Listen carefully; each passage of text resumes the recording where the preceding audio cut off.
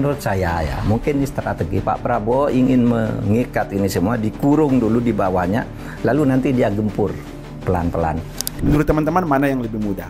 Memancing ikan di tengah lautan yang luas, atau sebaiknya kita mengumpulkan ikan-ikan ini ke dalam satu kolam lalu kita pancing? Banyak orang yang bertanya ke saya, mengapa Presiden Prabowo itu tetap mempertahankan pejabat lama yang sudah terbukti gagal dan bahkan ada yang tersandung kasus korupsi. Banyak juga yang bertanya, mengapa menteri dari geng Solo itu tetap dipertahankan? Kan banyak tuh orang-orang yang lebih loyal dan lebih berkapasitas dari mereka. Tapi begini ya teman-teman, kadang apa yang kita pikirkan sebagai rakyat biasa itu beda penerapannya jika diolah oleh seorang ahli strategi.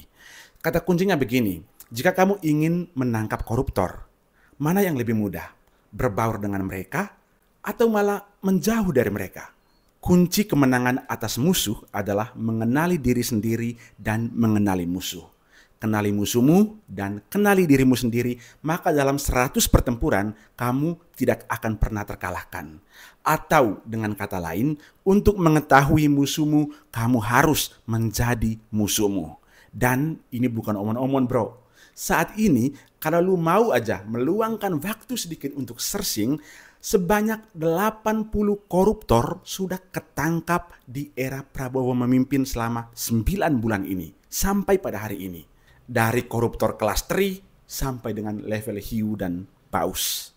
Oke, kalau lo masih tidak percaya, silakan dengarkan baik-baik penjelasan dari Pak Mahfud berikut ini. Ada yang menarik dari analisis Pak Mahfud MD di kanal YouTube-nya. Ia menjelaskan bagaimana Presiden Prabowo mengurung para koruptor dalam satu karung agar mudah dikontrol. Menariknya, strategi ini ternyata sudah dilakukan oleh Presiden Gus Dur selama menjadi Presiden keempat Indonesia.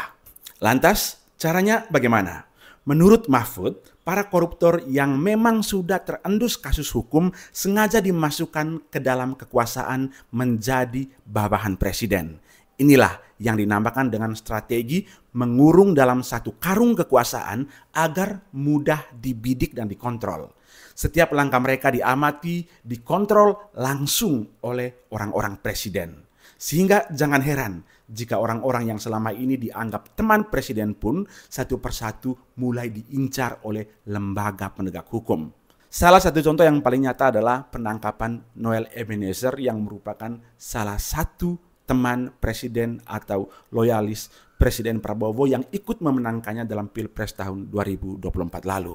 Untuk lebih detailnya silakan teman-teman mengikuti baik-baik penjelasan dari Pak Mahfud berikut ini. Mungkin nih sebenarnya niat baik dari presiden untuk melakukan sesuatu pada saatnya. Karena begini misalnya, presiden membuat statement, di pemerintahan saya tidak boleh ada koruptor. Tangkap koruptor, kejar koruptor. Dan benar kan, banyak koruptor yang ditangkap kan. Pagar laut itu diungkap, timah diungkap, Pertamina diungkap. Yang tidak masuk akal bagi saya kalau tidak tanpa izin presiden. Bahkan terakhir ini teman Pak Presiden sendiri udah mulai diodak-aduk nih Pak RK ya. RK sudah mulai digeledah dalam kasus bank BJB, Bank Jawa Barat gitu. Itu kan bagi saya enggak ini ya, kok bisa ya? Berarti presiden ini sungguh-sungguh gitu. Jadi dari satu segi presiden ini nampaknya sungguh-sungguh dari sini.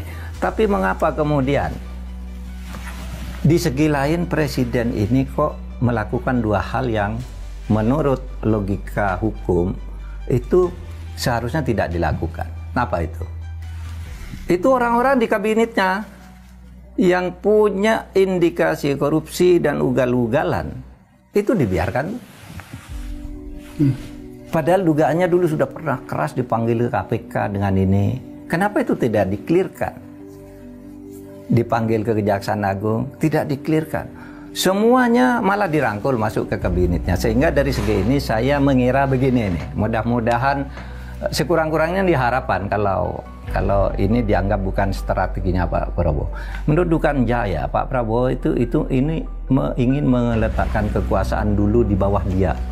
Oleh sebab itu dulu yang ngeritik-ngeritik dia itu kan sekarang jadi pejabat semua tuh. Nggak ada yang ngomong lagi. Yang dulu pokoknya haram Prabowo jadi presiden. Republik ini akan ambruk kalau Prabowo jadi presiden. Sekarang jadi wamen, jadi staf. Itu masih ada. Kepala badan gitu-gitu ya. Masih ada tuh anunya. Jejak digitalnya, masih ada gambarnya. Itu diletakkan, diangkat semua di bawah Pak Prabowo. 2 mantan presiden diletakkan di bawah Pak Prabowo di Danantara.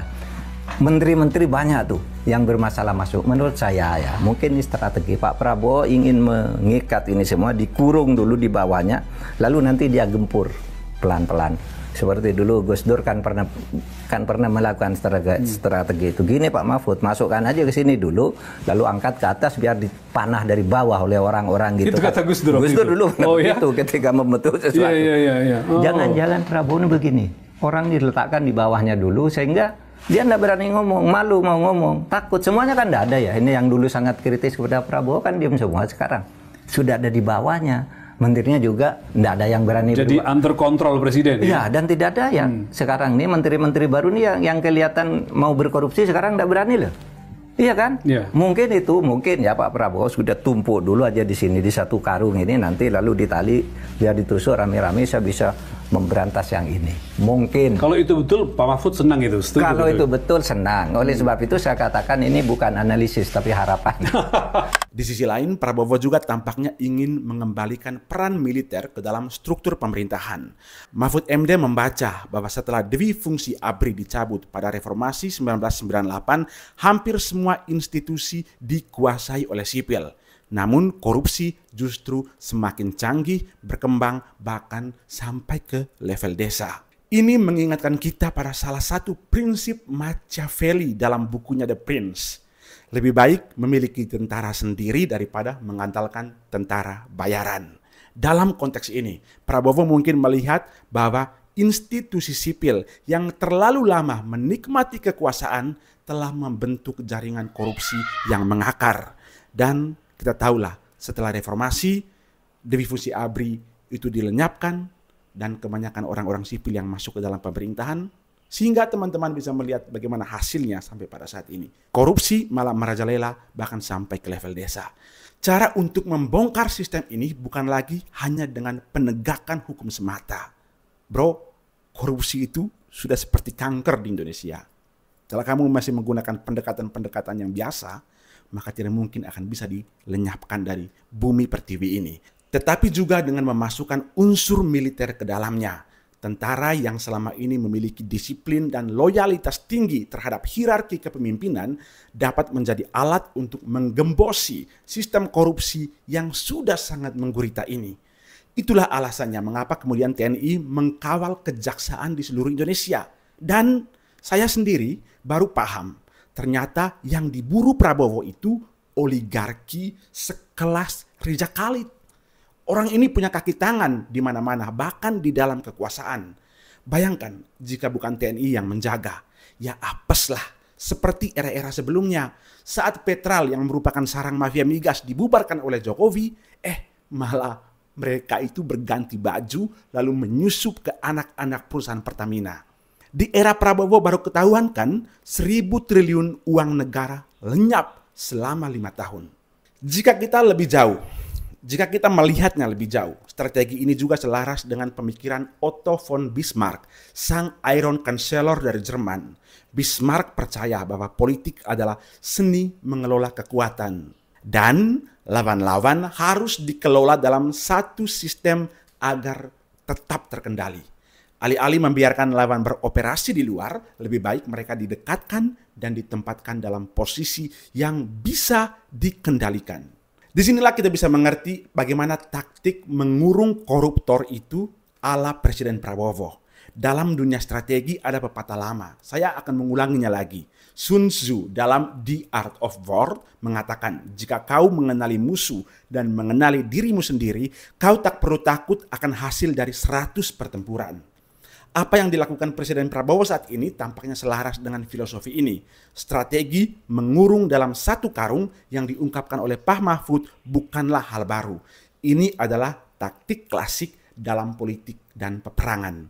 Kumpulkan lawan dalam satu tempat agar mudah diawasi, dipantau, dan dikendalikan. Sejarah mencatat Presiden keempat Indonesia, Gus Dur, pernah menerapkan strategi ini.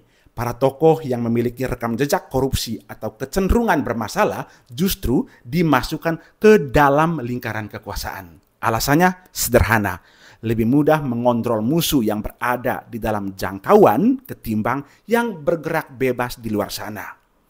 Kini Prabowo tampaknya mengadopsi strategi serupa. Beberapa tokoh yang dulunya berseberangan memiliki rekam jejak kontroversial atau bahkan diduga terlibat korupsi justru diberi posisi strategis dalam pemerintahan. Menurut teman-teman, mana yang lebih mudah? Memancing ikan di tengah lautan yang luas atau sebaiknya kita mengumpulkan ikan-ikan ini ke dalam satu kolam lalu kita pancing?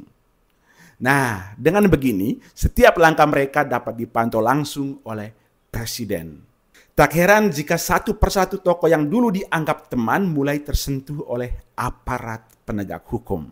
Dan saya dapat bocorannya, sampai dengan Desember nanti atau akhir tahun makin banyak loh orang yang akan tertangkap. Bahkan ikannya itu besar-besar.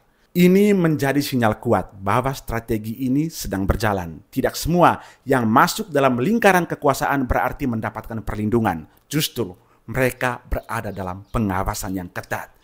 Jadi strategi Prabowo ini bukanlah sekadar reaksi spontan, melainkan sebuah pola yang sudah terbukti berhasil dalam sejarah politik dan peperangan.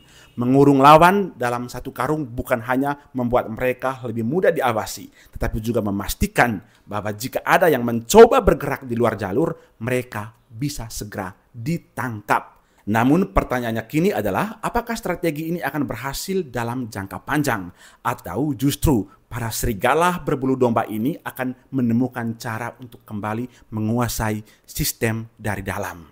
Ya, saya mencurigai bahwa di balik demo besar kemarin dari tanggal 25 sampai dengan tanggal 30 Agustus adalah bagian dari agenda mereka untuk menunggangi demo yang asli atau kecemasan, keresahan, kegelisahan masyarakat. Mereka menunggangi kegelisahan masyarakat. Mereka menunggangi penderitaan masyarakat yang selama ini tertekan secara ekonomi untuk menghantam kembali Presiden Prabowo. Waktu pasti akan segera menjawabnya. Tapi satu hal yang pasti, ini adalah strategi yang dimainkan dengan cermat dan penuh perhitungan. Yang kita lakukan sekarang adalah mohon banyak-banyak bersabar. Sistem ini sedang berjalan. Jadi, wait and see.